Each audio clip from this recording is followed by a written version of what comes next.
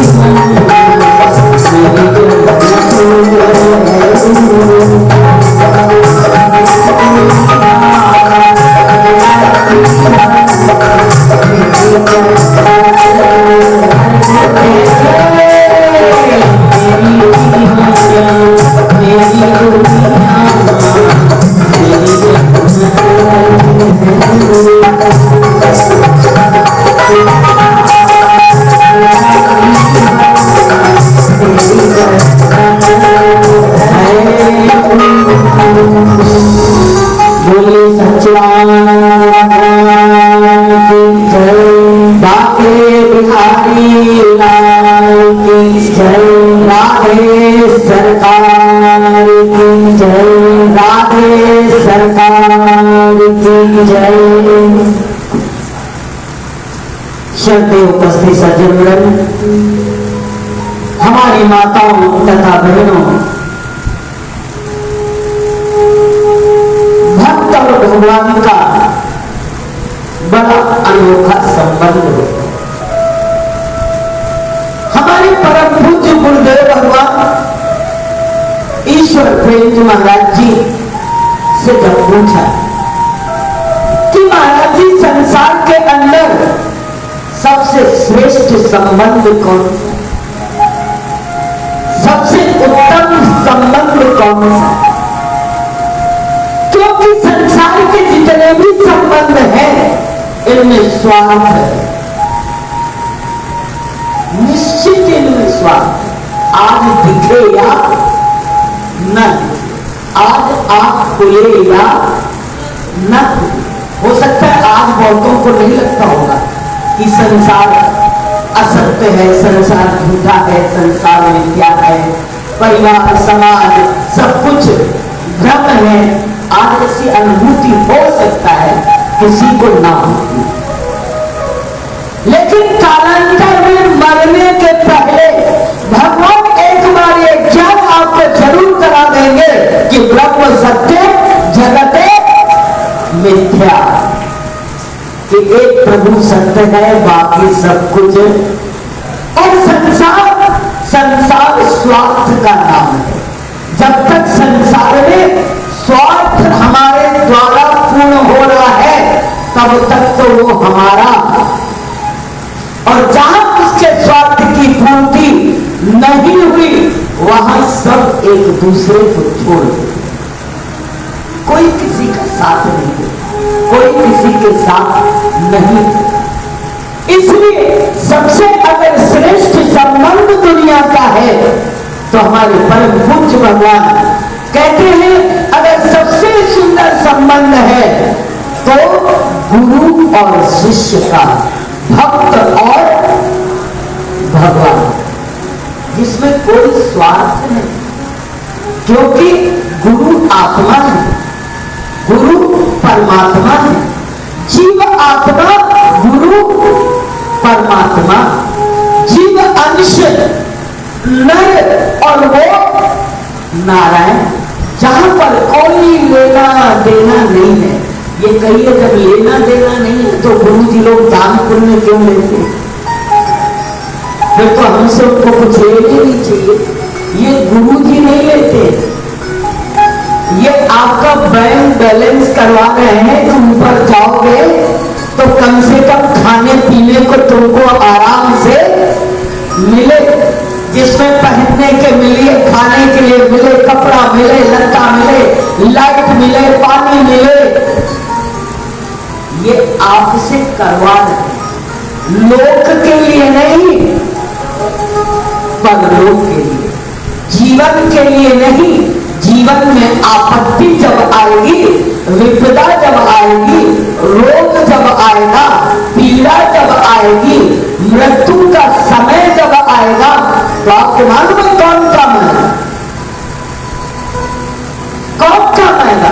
Doctor भी खड़ा है, संबंधी भी खड़े हैं, हॉस्पिटल भी बहुत अच्छा है, उसके बाद भी जीव तड़प रहा है, आप कुछ कर नहीं सकते। डॉक्टर भी इंजेक्शन लगा के चला जाएगा, लोही डाल के चला जाएगा। आजकल तो एक और अच्छी चीज चली, वेंटिलेटर, पड़े रहो, नकली सांसें लेते रहो, और जब तक उसका कर्जा आपका न निपट जाए, 2 लाख 4 लाख 5 लाख, जिस दिन आपका कर्जा पूरा हो जाएगा उस दिन सांसें भी पूरी हो जाएगी। उस समय आपके पास कौन सा धन होगा? उस समय आपके पास कौन सी चीज होगी जो आपकी हो, जिसमें कोई हिस्सेदार नहीं होगा, जिसमें कोई बंटवारा नहीं होगा, जिसमें किसी का लेना और देना नहीं होगा। उस समय केवल हमारा पुण्य होगा, हमारा भजन होगा, हमारा सत्कर्म होगा, हमारी सेवा होगी। बाकी कुछ भी हमारे काम पड़े रहे, सब रंगले बंगले, खाली बारा कुछ भी नहीं आएगा। इसलिए अपने जीवन में वो कमा लो, अभी भी वक्त है, अभी भी कुछ बिगड़ा नहीं है। एक घड़ी में जब महाराजा परीक्षित श्रीमद् भागवत सप्ताह ज्ञान यज्ञ को करने बैठे और सुनने बैठे, तो उन्होंने एक प्रश्न किया कि जल्दी मरने वाले को क्या करना चाहिए। हम लोग को तो अभी मरने की परवाह नहीं, हम लोग कभी सोचते हैं हम लोग मरेंगे ही, किसको मरने की चिंता है। हम लोग तो अभी जीने के चक्कर में सब लोग पड़े हैं। अरे अभी ये करना है, अभी ये करना है, अभी ये करना है। मरने की अटैची तो अभी तैयारी नहीं हुई, और जगह सब घूमने फिरने की अटैची तैयार है, लेकिन ऊपर जाने की अटैची उसका सामान इकट्ठा किया है, उसका कोई सामान इकट्ठा नहीं किया। उसका सामान इकट्ठा करने लग जाओगे तो संसार से बैर भूल जाओगे, संसार से क्रोध भूल जाओगे, ईर्ष्या भूल जाओगे, राग द्वेष भूल जाओगे, अहंकार भूल जाओगे, क्रोध भूल जाओगे, अपनी बुराइयों को भूल जाओगे। है क्योंकि वहां की करेंसी अलग है, यहाँ का नोट वहां चलने वाला। ध्यान देना, जब अमेरिका जाओगे तो इंडिया का नोट चलेगा, जापान जाओगे तो यहाँ का नोट चलेगा, दुबई चलोगे तो यहाँ का 2000 का नोट चलेगा नहीं चलेगा। और आपको एयरपोर्ट पर ही अपनी करेंसी बदलवानी पड़ेगी। जब हम लोग दुबई गए, चाइना गए, तो हम लोग तो लेकर के गए, बोले देखिए यहाँ तो आपका नोट है, वहां कागज का टुकड़ा है, आपके ये काम नहीं होगा, ये करेंसी बदल लीजिए, करेंसी बदल लीजिए। ऐसे जब हम लोग ऊपर जाएंगे तो यहाँ का नोट, यहाँ की साड़ी, यहाँ के गहने, यहाँ के जो है वस्त्र, चप्पल, जूता, पलंग, ये हमारे साथ है नहीं जाएगा। इसके लिए हमको अपनी करेंसी बदल लेना चाहिए, इसके लिए अपनी करेंसी बदल लेना चाहिए। अगर बदल लोगे तो ऊपर ऐशो आराम से रहोगे, और नहीं तो नरक की यात्राओं को झेलना। कई लोग बड़े ज्ञानी होते हैं, अरे नरक भी नहीं है, स्वर्ग भी, ये भी बात सही है। कई बड़े ज्ञानी होते हैं, लेना देना कुछ नहीं, लेकिन बातें बड़ी ज्ञान की, होश में नहीं है। ऐसा नहीं है कि लोग पर लोग कुछ नहीं है, ये हमारा भ्रम है। सब कुछ है और सब कुछ भोगना पड़ता है, सब कुछ करना पड़ता है। तो जब उन्होंने कहा कि राजा खटवान, परीक्षित ने कहा जल्दी मरने वाले को क्या करना चाहिए, मेरे पास तो केवल सांप है। बोले घबराओ नहीं, उस बात को पूरी कर दे कि करेंसी चेंज कर दो। वहां की करेंसी क्या है? अन्नदान, वस्त्रदान, शय्यादान, तुलादान, विद्यादान, जल का दान, वृक्षों को लगाना, परोपकार करना, गौदान, ये सब वहां का है इंतजाम। वो यहाँ का इंतजाम मरने के बाद लोग सब सजाते हैं पलंग पर, जब ब्राह्मण को देते हैं तो सब सजाते हैं, लाइटवा भी देगा, गैस का चूल्हा भी देगा, माचिस में रख दई, तब दैदा से काम नहीं चलेगा, पहले ही दे दो, तब तो ठीक है, लौकिक उपचार है, लेकिन इसके पहले ही सारे दान कर दो, क्योंकि जाओगे पहले सामान पहुंचेगा, जाओगे तो फटाफट, और जाओगे फटाफट कैसे कि जब भजन बहुत किया हुआ होगा, है, शेष कोई प्रारब्ध बाकी शरीर का नहीं रह जाएगा। भजन करते करते करते करते करते, तप करते करते करते, जप करते करते, प्रभु का अनुष्ठान करते करते, अनेक प्रकार के सत्कर्म करते करते, अगर हमारे शरीर का कोई प्रारब्ध है वो भी समाप्त है और मृत्यु की सैया पर केवल हमारा पुण्य काम आता है, बाकी कोई भी काम नहीं आता। जितने परोपकार है ये सब करेंसी ट्रांसफर हो जाती है उस समय पर। यहाँ का नोट यहीं पड़ा रहता है, जो पुण्य रूपी नोट है वो हमारे साथ जाता है। इसलिए अपने जीवन में सतर्क हो जाओ, होशियार हो जाओ। हमारी माता जी कहती थी कि होशियार रहना, होशियार रहना, और फिर क्या कहती थी, खबरदार रहना, खबरदार रहना। ये कौन कहता है? तो रात को गार्ड होता है ना, वो कहता है सोना मत, होशियार रहना, खबरदार रहना। और क्यों खबरदार, क्या खबरदार रहना? कि कुछ लेना ना देना, मगन रहना, कुछ लेना ना देना, मगन रहना।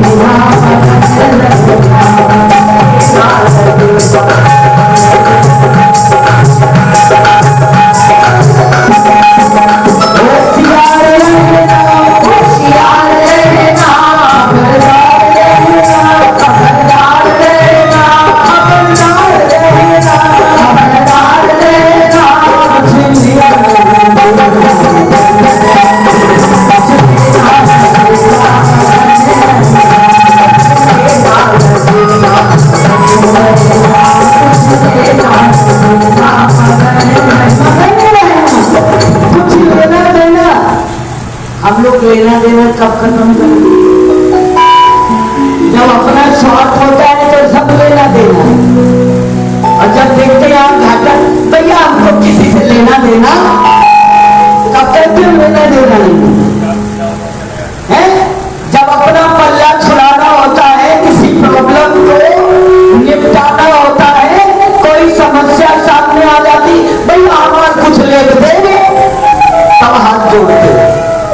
अरे पहले जोड़ लो, पहले ही जोड़ लो ना कि हमको किसी से लेना देना, और जो लेना देना नहीं रखेगा वो मस्त हो जाएगा,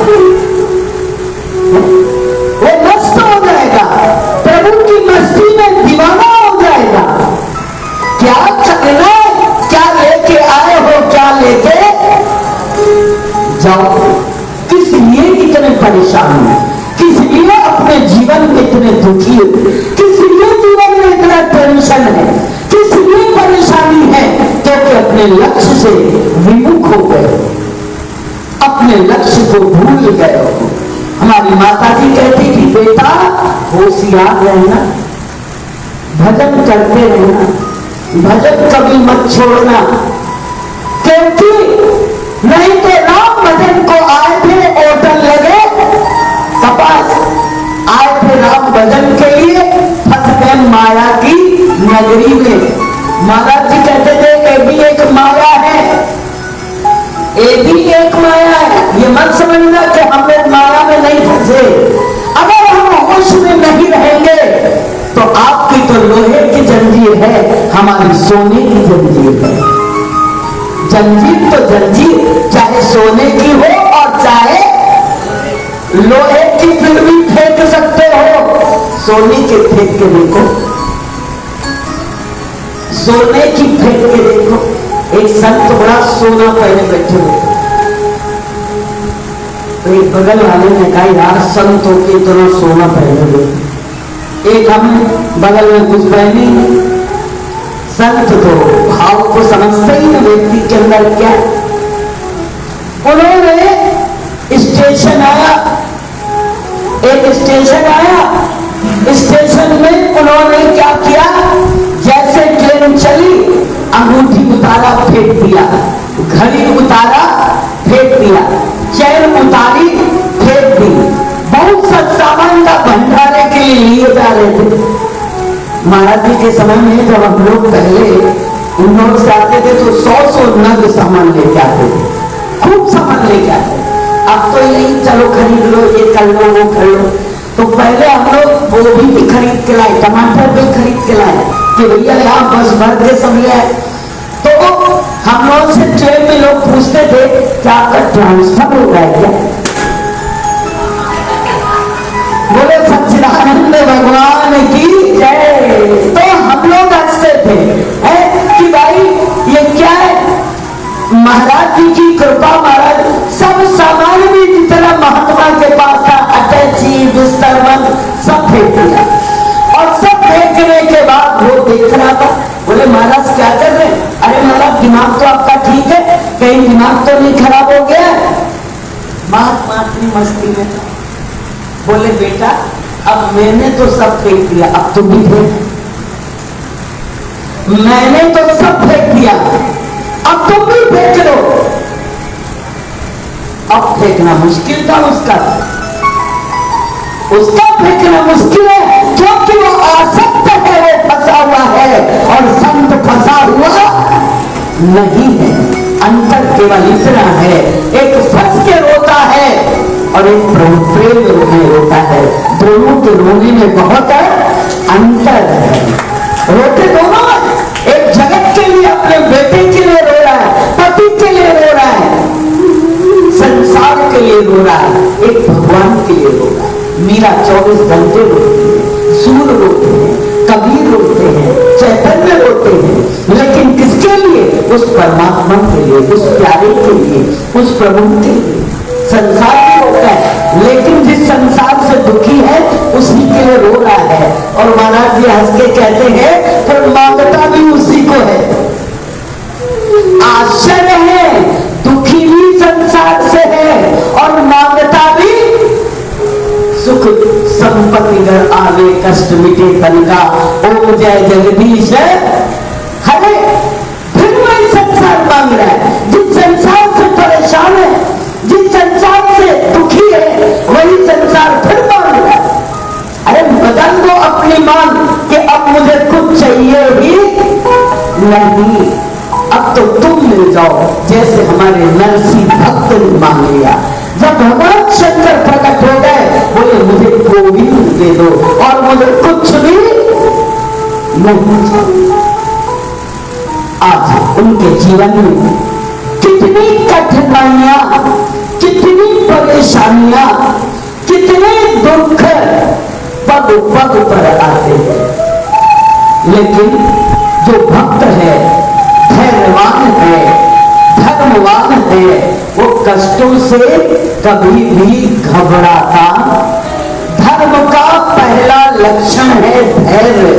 अगर जीवन में धैर्य नहीं होगा तो आप अपने धर्म का पालन कभी भी नहीं कर पाओगे। इसलिए धृति क्षमा दमो सेवम सोच में इंद्रिय निग्रहम, ये धर्म के 10 लक्षण आज नरसिंह के जीवन में धैर्य है। अनेक संकटों का सामना करते हैं, लेकिन साथ कौन है? उनका प्रभु उनके साथ है। तुम साथ साथ रहना, तुम आस पास रहना, तुम साथ साथ रहना, तुम आस पास रहना।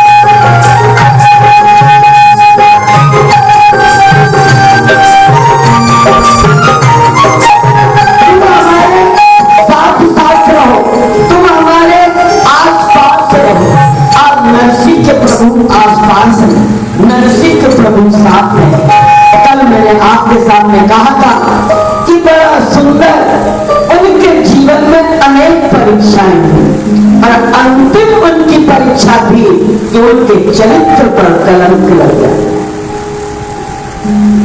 इसके पश्चात उनके पुत्र का विवाह हो गया, जिसका नाम श्यामल है। सावल का विवाह होता है, वो भी लोग होने नहीं देते। जो लोग कन्या के लिए आते हैं उनको कहते हैं कि अरे ये तो खड़ताल बजाता रहता है, इसके पास तो कुछ भी लेने देने के लिए नहीं है।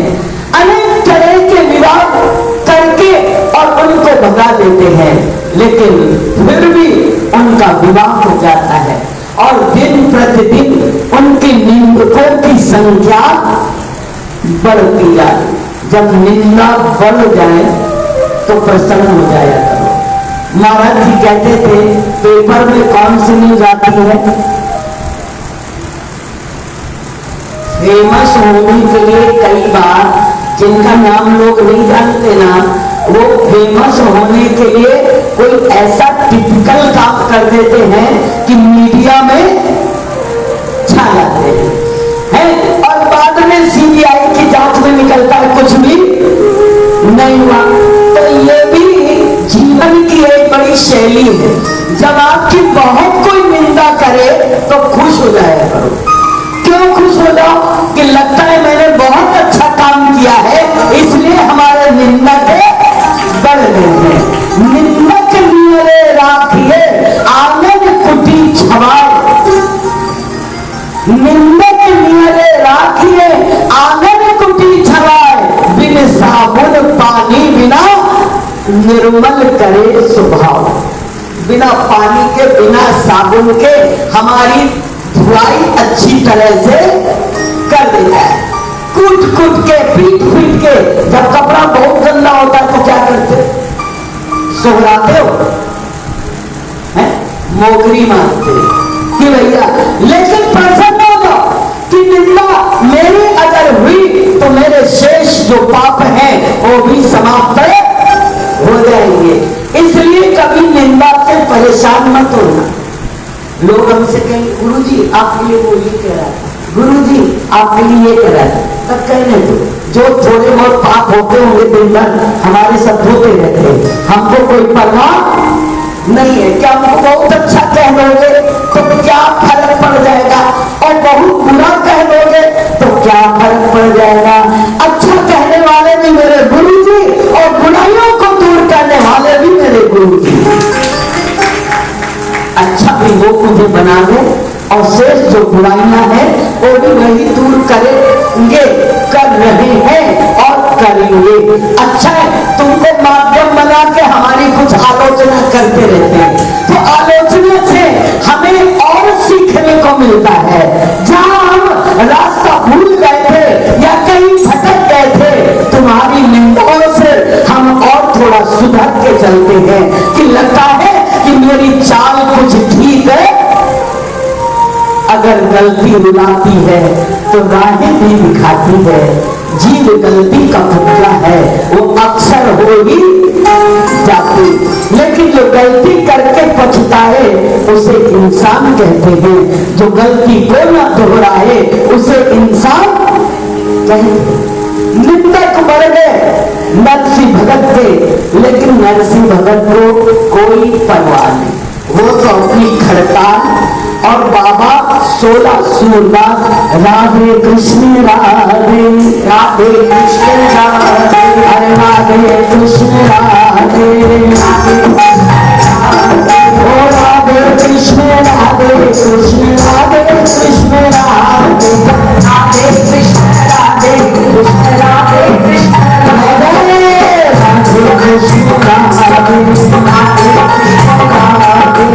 राधे कृष्ण राधे इधर नरसिंह जी की बड़ी बेटी जो मणिबाई है, जिसके लिए सुना था कि उसका विवाह अंजार शहर में होता है, नगर के रंगधर बेटे के बसंत राय मेहता के साथ उनका विवाह हुआ था। उस समय नरसिंह जी के पास बहुत धन था, क्योंकि अक्रूर जी उनको बहुत सारा धन दे करके भगवान ने उनकी ऐसी व्यवस्था बना दी थी कन्हैया जी ने कि 36,000 वर्ष तक उनका भंडार, लेकिन उन्होंने सब संत सेवा में लुटा दिया, सब संत सेवा में लुटा दिया। तो जिस समय इनका विवाह हुआ था उस समय इनके पास बहुत धन था, लेकिन उसके बाद इनका धन समाप्त हो गया और इनके पास एक ही धन रह गया कि राधे कृष्ण राधे कृष्ण राधे राधे कृष्ण राधे राधे अरे राधे कृष्ण राधे कृष्ण राधे कृष्ण राधे राधे कृष्ण राधे कृष्ण राधे कृष्ण राधे अरे राधे कृष्ण राधे कृष्ण राधे राधे कृष्ण राधे कृष्ण राधे ओ राधे कृष्ण राधे राधे कृष्ण राधे। तुम्हारी बाई की एक बेटी हुई, एक बेटी हुई, लेकिन जो संधि लोग थे उन्होंने व्यवहार नरसिंह जी से बिल्कुल कम कर दिया, क्योंकि अब उनके पास धन नहीं था। बाप बड़ा ना भैया और सबसे बड़ा रुपया है, सबसे बड़ी कीमत उसकी है। रिश्ते कम हो गए, रिश्ते खत्म हो गए, ना आना ना जाना ना बुलाना,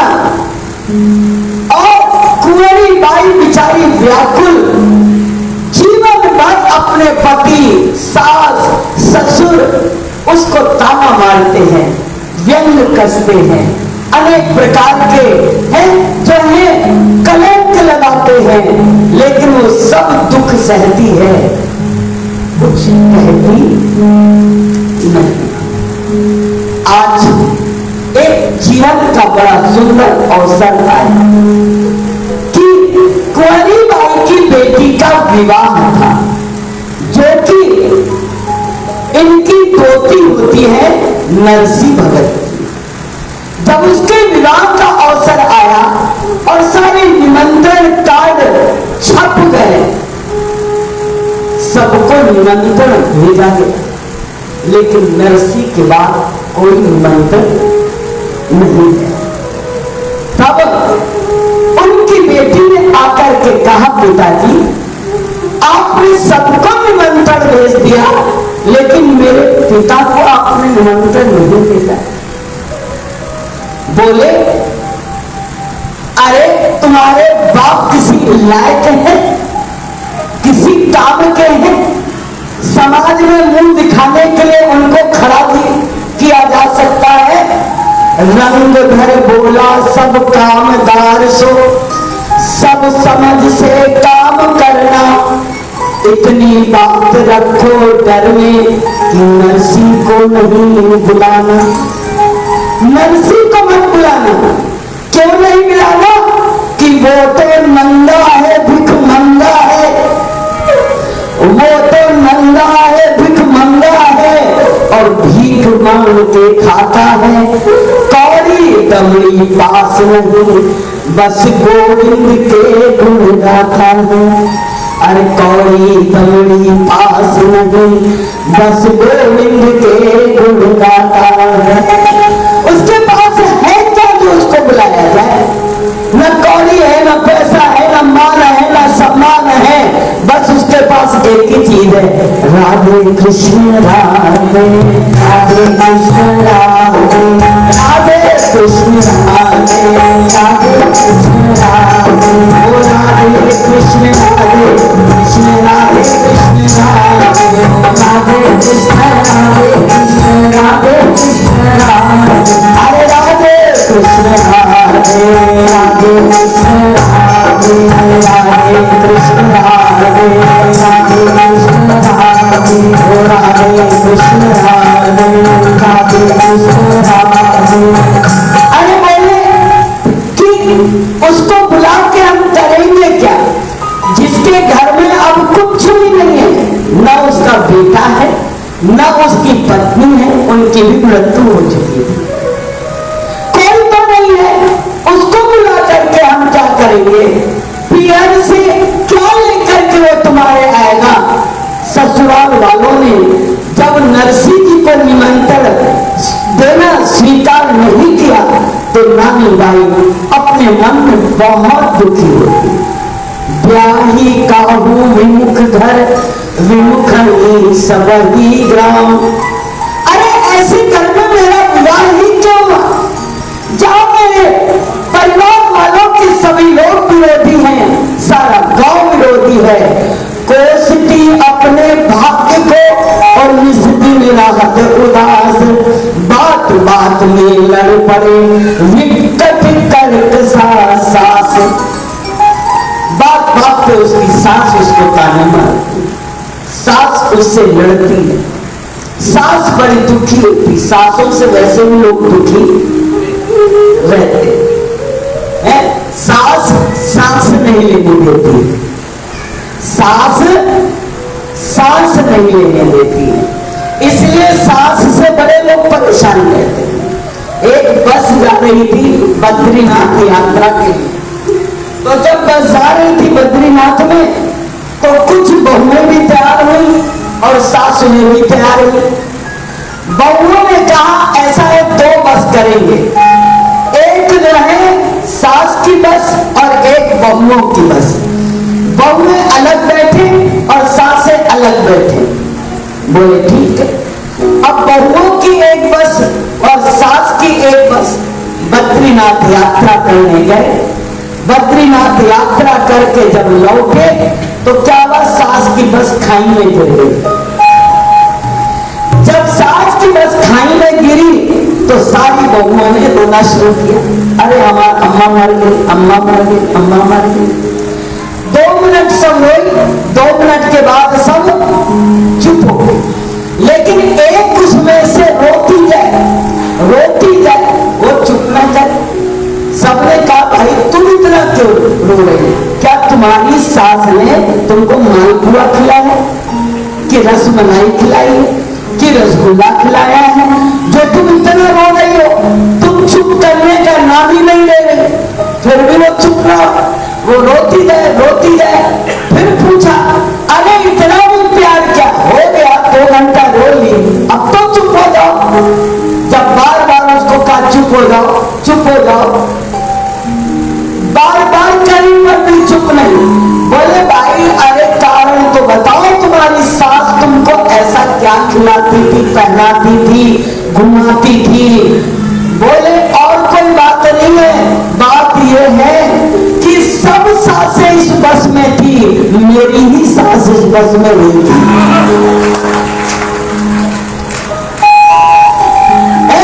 सबकी सासें तो इस बस में थी, लेकिन मेरी नहीं थी। काश मेरी भी होती तो आज मैं भी सुखी होता। ऐसी सास की खतरनाक प्राणी है सास, ननद, देवरानी, जेठानी। कभी आपने ये नहीं सुना होगा कि ससुर, जेठ, नंदोई, इनका नाम नहीं सुना होगा है कि ससुर बहुत सताता है, ननद बहुत सताता है, जो है नंदोई बहुत सताता है, जेठ बहुत सताता नहीं। हमेशा आपने सुना होगा सास, जेठानी, ननद, देवरानी, माताएं ही माताओं को ज्यादा सताती हैं। बजाय इनको इनका ख्याल रखना चाहिए। तो ये जहां शादी हुई और भिड़ंत शुरू, भाई का बंटवारा शुरू, घर में अलग अलग रहना।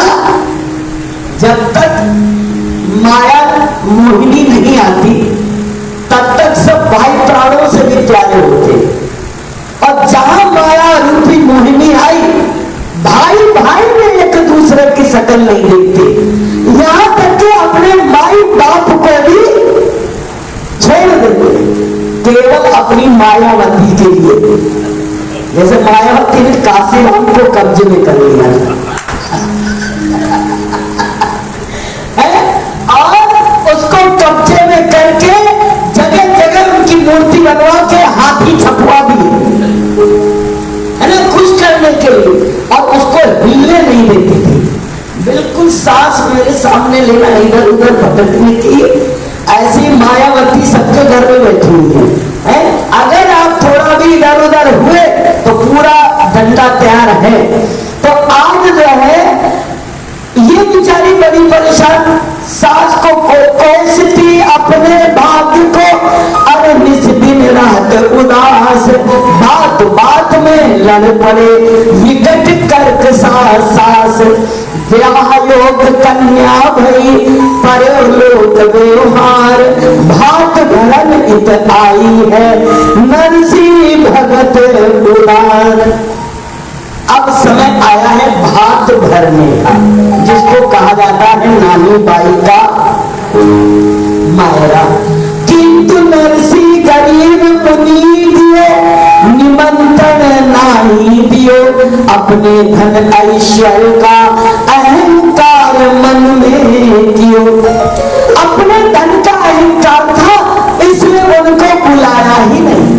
नानी बाई एक बार अपने माता पिता सास ससुर के पास गई। नानी बाई एक दिन सासु चरण टिक जाई, दीन वचन जोड़ के कहने लगी, बार बार कहती है यह अवसर नरसी की बेटी रो रही, धीरे धीरे कुंवरी बाई रो रही, मेरे बाबुल के पर घर धन नहीं, जाते पत्री भेजो नहीं, मेरे पिता के घर में धन नहीं, इसलिए आपने उनको निमंत्रण नहीं भेजा। अब कोई नहीं होए सहाय, मैं तो असमन से मुक्त होई। धीरे धीरे नरसी की मेरे भैया वीर बिराने, तब हूँ तुम दियो न जाने, मेरे पीर हृदय में होए रही। मेरे भाई भी मर गए तो भी जाने नहीं दिया, माँ मर गई तो भी जाने नहीं दिया। नरसी की बेटी मैं जूनागढ़ को जाऊं, मैं बाबुल से मिल के आऊं, मैं भात नौता देते, मैं भात नौता दे जाऊं, ये कह धीरज खोए रही। एक बार मुझे भेज दो, मैं अपने पिता को केवल निमंत्रण दे करके आऊंगी, भात भरने के लिए कहूंगी, जल्दी से न तुम मंगवाए दो, सब सहेली भिजवाए दो, गुड़ की बेली धरवाए दो, ये सास ससुर मुख धोए। मैं कुछ नहीं ले जाऊंगी, केवल गुड़ दे दे बेटा, मिठाई भी नहीं ले जाऊंगी, केवल एक निमंत्रण के साथ मुझे गुड़ दे दो। मेरे पिता का भगवान बताए दे, मेरे मन में हो रही कसक धीरे धीरे, रोए रही नानी बाई, अरे रोए रही नानी बाई, रोती है कोनी बाई और रो रो करके बार बार उनसे प्रार्थना करती है कि एक बार मुझे मेरे पिता से मिलने दो। इधर सास ससुर वालों ने कहा अच्छा अगर जाना है तो एक पहले लिस्ट बना लो कि तुम्हारे पिता को भात भरने के लिए क्या क्या लेके आना है। बोले लिख दो आप मेरे पिता को क्या क्या लेके आना है, लेकिन मंत्र तो भेज दो, नहीं आप लिस्ट भी साथ में भेज दो कि आप क्या क्या लेके आना। बोले बैठे गुजराती साल लिखाए रहो नरसी को पाती, बड़ी अच्छी पत्रिका लिखवाते, कोई हंसते करते उपहास इमारत त्याग कहत बाती है। बोले हंसते हंसते अरे लाएगा क्या, लिख दो, लिखने में क्या जाता है, लाने वाला तो है कुछ भी नहीं है।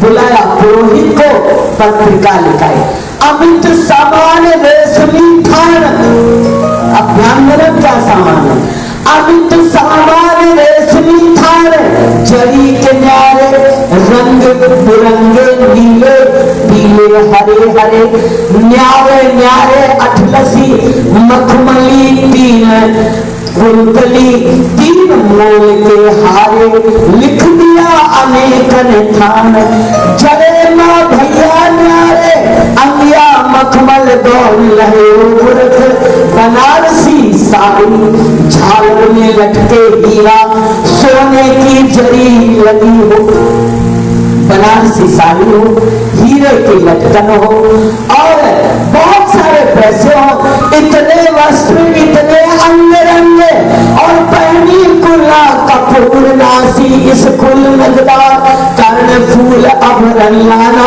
जिनको अजब बहार, असली हार माला लइयो पचमैया, दुलरी दुलरी सब लइयो भूल न जइयो, अनेक गाड़ी अनेक बर्तन अनेक ग्रह, थाल थाल भर के मिठाइया, 100 मन मेवा, मेवा कितनी 100 मन मेवा लिख दीजो, 100 मन हल्दी सुपारी लिख दीजो, गुड़ इस खान में बतासा और चावल शक्कर न्यारी, चावल भी लिख देना, शक्कर भी लिख देना, हल्दी भी लिख देना।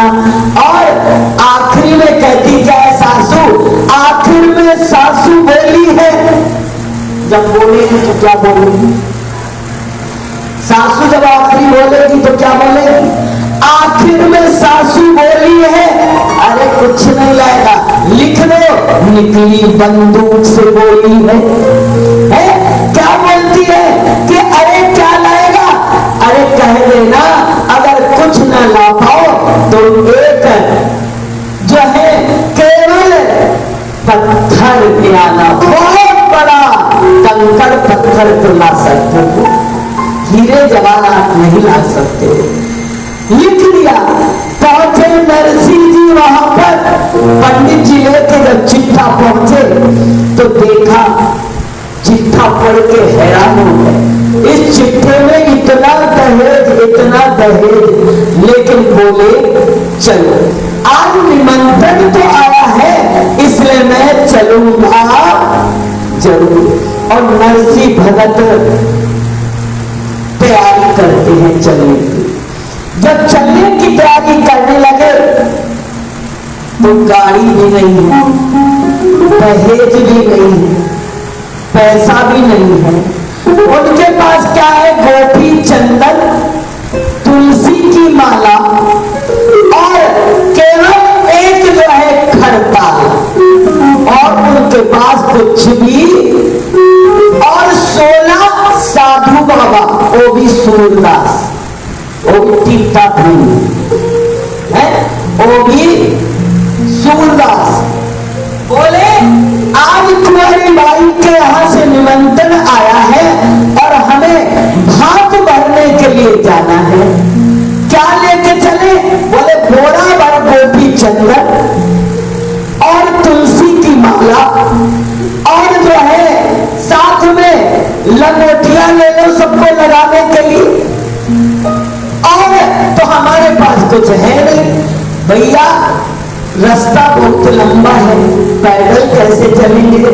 बोले देखे किसी से गाड़ी घोड़ा मांगे, जिससे मांगे वो सब ना करते, मेरे पास तो है, मेरे पास तो है। फिर एक गरीब किसान था, उस किसान के पास गए, भाई तुम्हारे पास कोई बैल है, बैलगाड़ी है? बोले बैलगाड़ी तो है लेकिन बैल बड़ा बूढ़ा है और गाड़ी बड़ी पुरानी है, अय्या पहिया सब उसके टूटे हुए हैं, लेकिन फिर भी भगत जी आप आए हो तो अब गाड़ी तो हम आपको दे ही देंगे। उन्होंने क्या किया? किसान से वो गाड़ी लिया, बैलगाड़ी। बोले कि चलो हम लोग चलते हैं, टूटेगी कहीं गिरेगी बनवा लेंगे। और प्रभु बड़े आराम से नरसिंह भक्त उस गाड़ी में बैठ गए और 16 सूरदास बैठ गए, 16 सूरदास बैठ गए और बैलगाड़ी में सवार होकर के नरसिंह भगत चलते हैं। राधे कृष्ण राधे, राधे कृष्ण राधे, राधे कृष्ण राधे, राधे कृष्ण राधे, राधे कृष्ण राधे, राधे कृष्ण राधे। और चलते चलते थोड़ी ही दूर अभी बैलगाड़ी पहुंची थी कि बैलगाड़ी के जो है बैल बेहोश हो गए और उसके पहिया भी सारे टूट टूट के इधर उधर गिर गए। बाबा लोग माला जपने बैठ गए और भरना है वहां बाहर। कुंवरी बाई इंतजार कर रही है, अभी मेरे पिताजी आते होंगे, अभी मेरे पिताजी आते होंगे। हर एक ताना मारा है, तेरा बाप आज तक नहीं आया है और अभी भी पक्की बात है कि आएगा नहीं है, और न आए उसने सारी गांव में कह रखा है कि कोई भी इनके बाप के पास कुछ है नहीं, आएगा क्या करेगा, साधु संत है उनके साथ। अब जब गाड़ी खराब हो गई तो नरसिंह भक्त मन में सोचते हैं भात भी कल भरेगा और हमको पहुंचना भी है, बैल भी गिर गए हैं, गाड़ी के पहिए भी टूट गए हैं।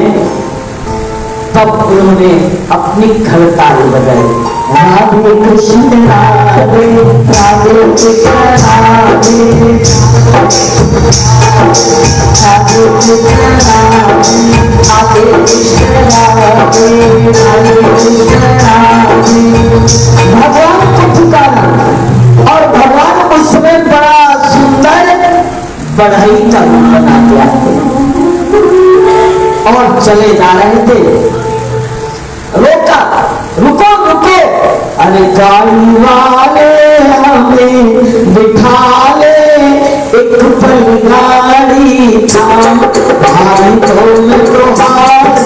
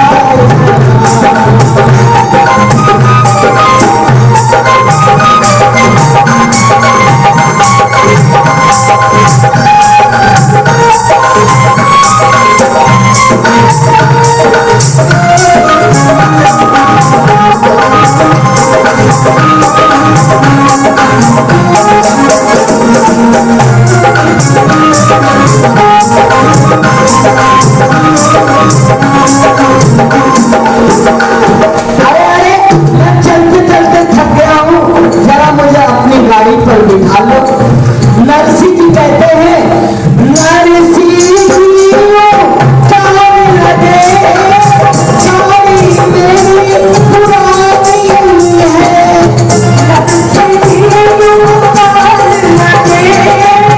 गाड़ी मेरी पुरानी है।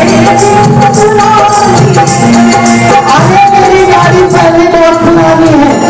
अरे गाड़ी तेरी ठीक करूँ मेरे से क्या खानी है।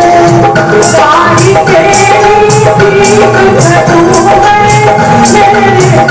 क्या खानी है। अरे मुझसे तुम्हारा क्या बैर है, मुझे बिठा लो। जहाँ सोला बाबा मुझे बिठाने हैं और मेरे को मुझे भी बिठा ले तो क्या होगा? मुझसे तुम्हारी कौन सी दुश्मनी है? जात क्या है तुम्हारी? खाती मेरी जात भगत है, खाती मेरी जात भगत है। मेरी जात तो वही है जो मेरे भक्तों की होती है, मेरी अलग से कोई जात नहीं है। और नाम क्या है? अरे खाती मेरी जात भगत है, खाती मेरी जात भगत है। कृष्ण मेरे जात भगत तुम्हारे भैया, कृष्ण मेरे जात भगत तुम्हारे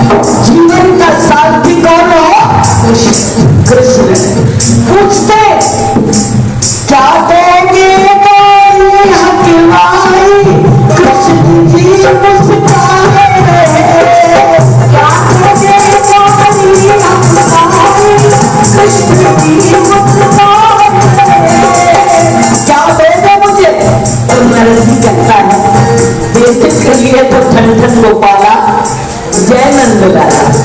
मेरे पास एक ही चीज है, बोले क्या?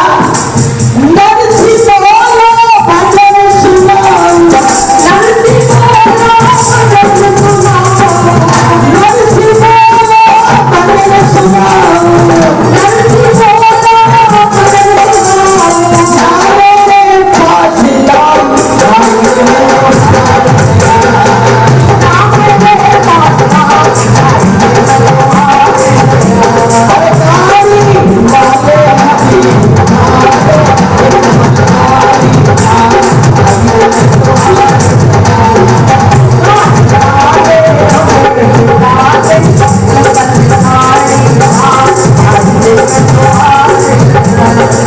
भगवान मुस्कुराए, कृष्ण जी का हाथ लगा पैर में बलवाया था, कृष्ण जी का हाथ लगा पैर में बलवाया था। पैरों में बल आ गया। नरसिंह ने कान में जाके कहा चलोगे तो कृष्ण के दर्शन हो जाएंगे और पशु योनि से भी छूट जाओगे। ये तो बोझा ढो रहे हो ना, हम भी तो सब बैल हैं, हम भी सब बैल हैं, बोझा ही तो ढो रहे हो और क्या कर रहे हो? इनका बोझा, माता का बोझा, फिर पिता, फिर बेटा, फिर बहू, फिर पोता, फिर पोते का पोता, बोझा ही तो ढो रहे हो, सर पे रखे हुए हो और परेशान घूम रहे हो। अरे क्यों अपने सर पे बोझ लाद के बैठो?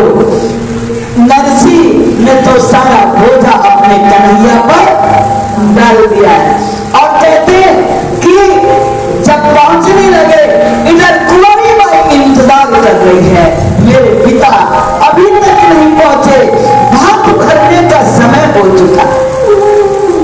भात भरने का मंडप के नीचे जो हम लोगों में रिवाज होता है कि पीहर से मैके से भाई सामान लेकर के आता है और दिया जाता है। तब कुंवरी बाई मन में कहती है कि ऐसा है, अब मैं तो चली जाती हूँ घर छोड़ के, अगर मेरे पिता ना आए और भात ना भरा तो मेरा तो जीना ही दुस्तर हो जाएगा। इधर नरसिंह जी चले जा रहे हैं बैलगाड़ी पर कन्हैया और निकट से अनजान के कृष्ण जी का हाथ लगा पैर में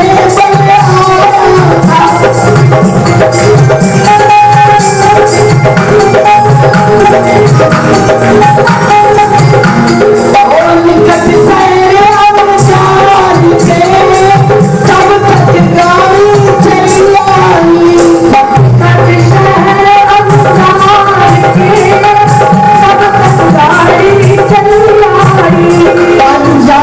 शहर के निकट गाड़ी पहुंच गई।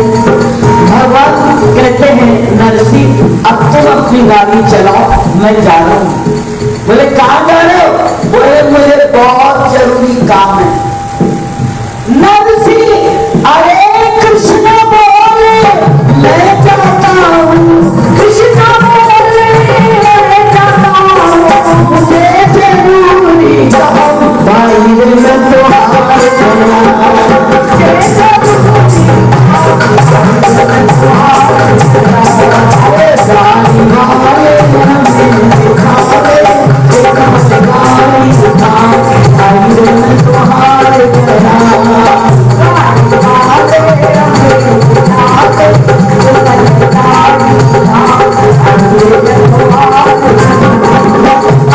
नरसिंह पहुंच गए और नरसिंह पहुंच करके खबर भिजवाते हैं अपने संगियों में कि मैं आ गया हूं। जैसे कुंवरी बाई को मालूम चला और परिवार में मालूम चला कि ये आ गए, वैसे सारे लोगों का मन खराब हो आ गया। ये भिखमंगा साधुओं की टोली लेके है और माला गोपी चंदन खड़ताल राधा कृष्ण यही करेगा। ऐसे कोई शादी होती है?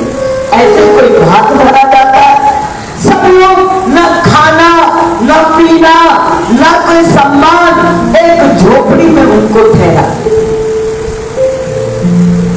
बाई अपने पिता से मिलने और इधर कहा, अरे आप कुछ तो मेरे पिता के खाने के लिए बोलती। तो उसके ससुर कहते हैं, अंदर आके जहां खाना बन रहा था, बोले जो कल की खिचड़ी बासी बची है ना वो भेज दो, और आज का जो ताजा खाना बना है ना वो सब मेहमानों को बात भी रह जाएगी, खाना गया और बात नहीं भी होगी, सांप भी मर जाए और लकड़ी भी। ले जाने वालों ने क्या किया, ताजा वाला ले गए, बासी वाला छोड़ गए, क्योंकि जिसको भगवान खिलाएगा तो ताजा ही खिलाएगा, उसको बासी कभी नहीं खिलाएगा। बोले पानी पिला दो, बोले कह दो बहुत जाता है ना, बजाता है ये राग वो राग, तो जाए मल्हार राग गाने और पानी बरसा दे। पानी मंगवाया, पानी नहीं भेजा, तब उन्होंने मल्हार राग गाया। नरसिंह जब मल्हार राग गाया तो इतनी बारिश इन्होंने जितनी पूरी कचौड़ी बनाई थी वो सब तैरने लगा। तब किसी ने जाके कहा, अरे आपने भक्त का अपमान किया। तब इन्होंने किसी को भेजा, कुंवरी बाई को, कि कह दो कि एक और राग गावे तो जिसमें पानी बंद हो।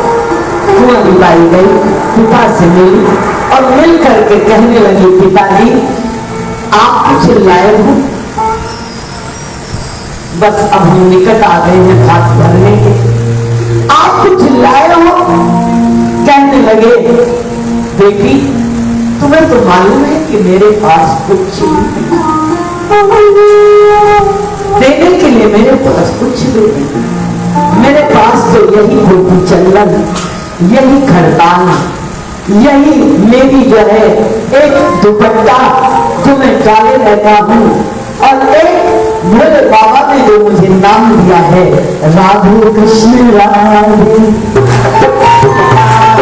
अरे राधे कृष्ण राधे, राधे कृष्ण राधे, राधे कृष्ण राधे कृष्ण राधे कृष्ण राधे, राधे कृष्ण राधे कृष्ण राधे कृष्ण राधे, राधे कृष्ण राधे।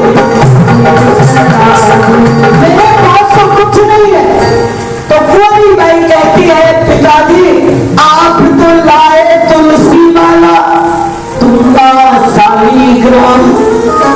पिताजी आप तो तुलसी की माला और शालिग्राम और तंबूरा और खड़काल लेके आए हो। इन्हें चाहिए धन और दौलत, बहुत कीमती सामान। ये सब तो माया के पुजारी है, इनको तो ये सब चाहिए, न्योछावर भेंट चाहिए, मेवा और पकवान चाहिए, स्वर्ण रजत के पात्र चाहिए और मखमल के हैं थाल चाहिए। इनको तो सोने और चांदी चाहिए, इनको मखमल के जो है वस्त्र चाहिए, इनको अनेक भेंट चाहिए, मेवा पकवान चाहिए, और आप क्या क्या लेके आए हो। कहने लगे कि देखो कुंवरी, मेरे पास तो केवल मेरा मदन गोपाल है, मेरे पास तो मेरा केवल एक दीप दयाल है। बोले पिताजी अगर आज आपने भाप न भरा तो मैं अपने प्राणों को नहीं खत्म कर, क्योंकि मैं बहुत अपमान सह चुकी हूं, बहुत कष्ट सह चुकी। कहां आपने मेरा विवाह कर दिया, कहां आपने मुझे फंसा दिया, कहां आपने मुझे भेज दिया। आज तक मैंने अपने जीवन के दुख कभी आपके सामने नहीं कहे, मैं कभी आपके सामने कुछ नहीं बोली, लेकिन आज मेरी लाज आपको बचानी थी। अब मुझे बर्दाश्त की क्षमता नहीं है, अब मेरे अंदर वो ताकत नहीं है, मैं अंदर से बिल्कुल बिक चुकी हूँ। इनकी कड़वी, इनके ताने, इनके रोज रोज की ये बातें सुनते सुनते सांस ससुर बोले, पति तो ना बोले लेकिन वो भी मुझे बोले। तब नरसी कहते हैं लेकिन बेटी मैं करूं तो क्या? बोले पुकारो ना अपने सामने, पुकारो ना जिनका नाम लेते हो कि राधे कृष्ण राधे कृष्ण राधे राधे कृष्ण राधे राधे कृष्ण राधे। अरे मेरा तो एक ही धन है कुंवरी, मेरा तो साचो धन है ये झांझ और खरताल, गोपी जंगल राम नाम और तुलसी की ये माला, मेरा तो यही धन है। बोले देखो अब आप कुछ और करो।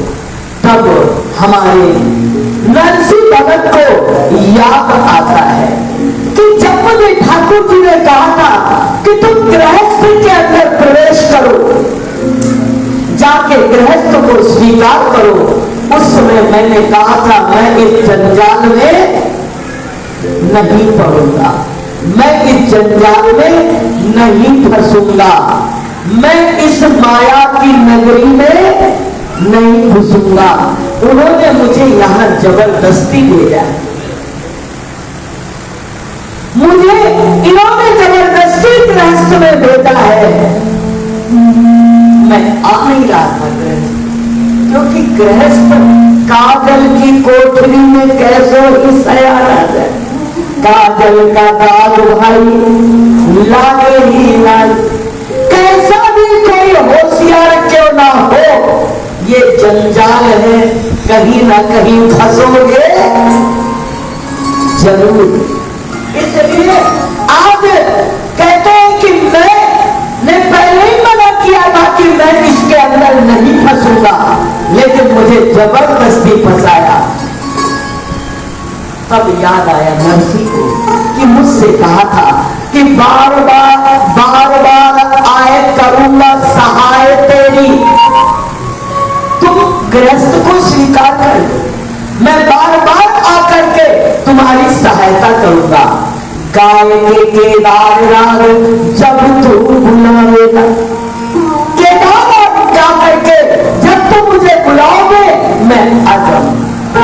आज तक तो मैंने नहीं बुलाया, केदार राग मैंने नहीं गाया, लेकिन आज गाया। और नरसी केदार राग गाते हैं, और इधर कुंवरी बाई भी खड़ी है कि गिरधारी आज तो तुम्हें आना ही पड़ेगा, बिना माए के बेटी कुंवारी बिचारी, तो मेरी मां भी नहीं, मेरा भाई भी नहीं, मेरे पिता की ये स्थिति। और देवर दास सब मिलकर देने निगारी वेद पधारे, पिया है परम गरीब जान के रहू में दुखियारी, तुम बिन और कौन सुरली दीनन के दुखहारी। अब आपको आना पड़ेगा, जैसे आपने सबकी लाज बचाई है ऐसे मेरी भी लाज आपको बचानी पड़ेगी। अरे मैंने बुलाए नहीं आयो कन्वा,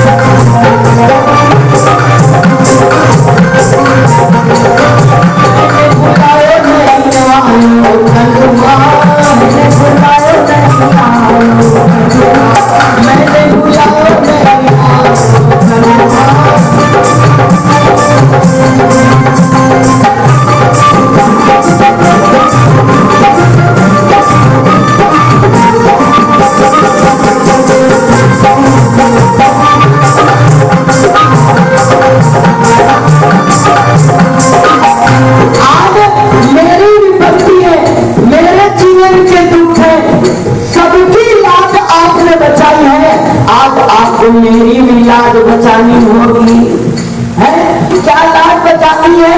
अरे मैंने बुलाया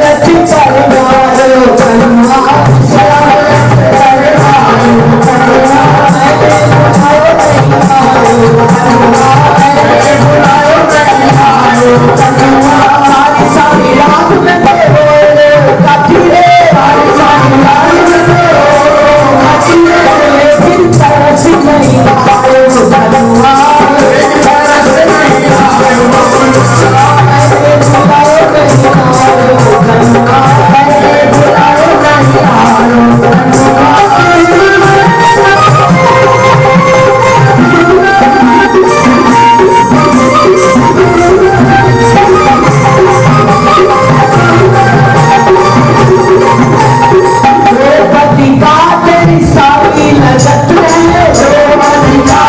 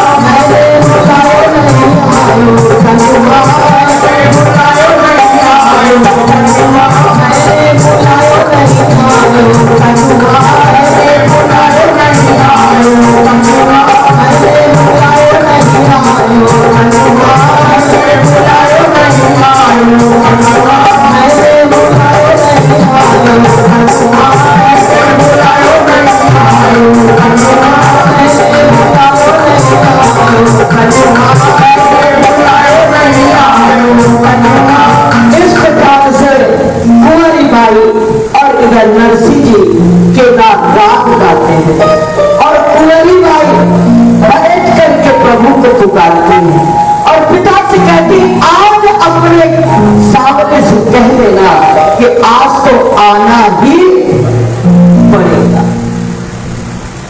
जब ऐसी प्रार्थना करते हैं तब उसी समय पर है आज जगत नहीं तो मुझे ताना देगा।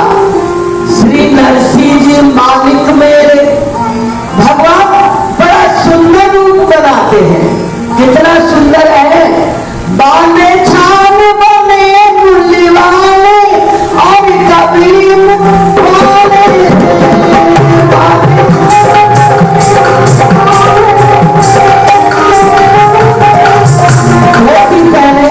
और पगड़ी लगाए, बड़ा सुंदर दुपट्टा ओढ़े और कन्हैया जी चले आ रहे हैं भाग भरने के लिए। उनसे पूछा आप कौन हो? मैं नरसिंह जी मालिक मेरे, मैं गुलाम हूं उनका। नरसिंह जी मेरे मालिक हैं और मैं उनका गुलाम हूं। सेठ और सेठानी का रूप धारण करते हैं और कुंवरी बाई के पास आते हैं, सारा दहेज लेकर के गाड़ी वाले चले आ रहे हैं। बोले कौन चला आ रहा है? नरसिंह जी ने। कुंवरी बाई, नरसिंह तो खरताल लिए बैठे हैं, कुंवरी बाई के पास रुक्मणी जी आती हैं और कन्हैया आते हैं कि मैं तुम्हारा भाई हूं और ये तुम्हारी भाभी, ये तुम्हारी भाभी है। और आकर के प्रभु ने जो है उनका जो है पूछा सबने कि आप कौन हो? भगवान कहते हैं नरसिंह जी मेरे मालिक हैं और मैं उनका गुलाम हूं। मुझ पर इनका कृपा का भाव है, ऋणिया हूं सब देता, इनका मैं कर्जदार हूं। और ठाकुर जी चले आ रहे हैं अनेक प्रकार के दहेज लेकर के कुंवरी बाई का भात भरने के लिए। ठाकुर जी के लिए चंदन का पाटा बिछाया गया। कुंवरी बाई आरती का थाल सजाती है और उनके आने का जो है जैसे उनको देखा कि वो आए हैं, उस चंदन के जो है पाटी पर बिठाती है, आरती उतारती है, उनके तिलक लगाती है। राधा कृष्ण राधे राधे कृष्ण राधे राधे कृष्ण राधे राधे कृष्ण राधे राधे कृष्ण राधे कृष्ण राधे कृष्ण राधे राधे कृष्ण राधे कृष्ण राधे कृष्ण राधे राधे कृष्ण राधे कृष्ण राधे कृष्ण राधे राधे कृष्ण राधे कृष्ण राधे कृष्ण राधे। मीठे रस से भर